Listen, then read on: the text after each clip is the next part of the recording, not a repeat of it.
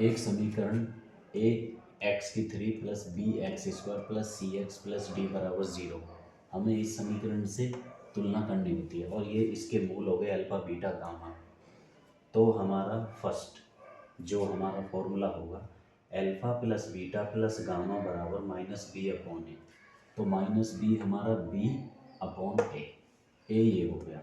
जो हमने वहाँ पे समीकरण थी ये हम मानते हैं A0, ये A1, ये A2 और ये A3, इस प्रकार से। तो यहाँ पर हम जो ये माइनस B1 है हम इसको माइनस A1 अपॉन A0। तो A1 में क्या आया माइनस B अपॉन A0, ये A0 में A। और उसी प्रकार हमारा होता है alpha beta beta gamma, alpha beta plus beta gamma plus gamma alpha. तो इसका क्या होगा, ये हमारे डबल इसमें है, दो घात वाला, मतलब यहाँ से ही समझ लो अल्फा बीटा तो दो घात होगी। तो हमारा -1 पे तो स्क्वायर होगा ही, बट अगर हमारी -1 पे स्क्वायर होगा तो हमारा A2 हमारा काम होगा। जब ये -A1 है तो ये A2 में होगी, तो A2 हमारा है C। तो ये हो गया हमारा -1 का स्क्वायर A2 अपॉन A0। तो A2 में हमारा C हो गया ये रहा, और A0 में हमारा ये 1 हो गया, ठीक है। और इस प्रकार अल्फा बीटा गामा ये हमारी ट्रिपल हो गई, 3 घात वाला। तो 3 घात वाले में -3 का स्क्वायर, तो वो माइनस हो गया। अब 3 घात में हमारा A3 कहाँ है, क्योंकि ये हमारा A3 अपॉन A0 होगा, तो A3 हमारा D हो गया, -D अपॉन A0 हमारा A1 हो गया। तो इस प्रकार हमारा alpha plus beta plus gamma हो गया -B upon a minus A1 upon A2, और alpha beta beta gamma gamma alpha C upon a minus C upon a, मतलब माइनस का स्क्वायर हो गया तो ये प्लस में हो गया, और अल्फा बीटा गामा -1 की पावर 3 तो ये माइनस हुआ D अपॉन ए, इस प्रकार।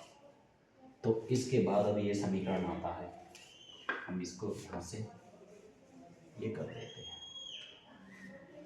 तो हमारी समीकरण आती है कि समीकरण 2x की power 3 minus 3x square plus 5x plus 7 बराबर 0 के मूल अल्फा बीटा गामा हो, तो तब हमें समीकरण alpha plus beta plus gamma, first समीकरण हमें alpha plus beta plus gamma बराबर हम क्या करेंगे, ये हमारा मान लो A B C और ये D इस प्रकार से है।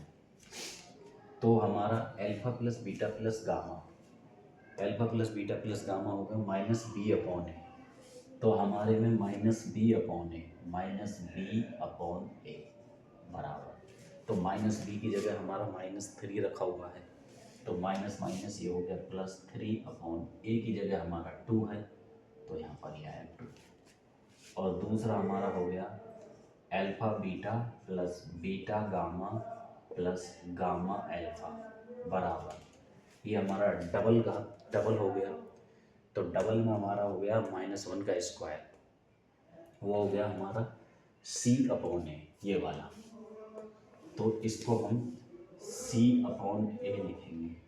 तो हमारे C में क्या है, C में हमारा 5 है और A में हमारा 2 है, तो हम यहाँ पर 5 अपॉन 2 लिखेंगे, ये हमारा 5 अपॉन 2 आया।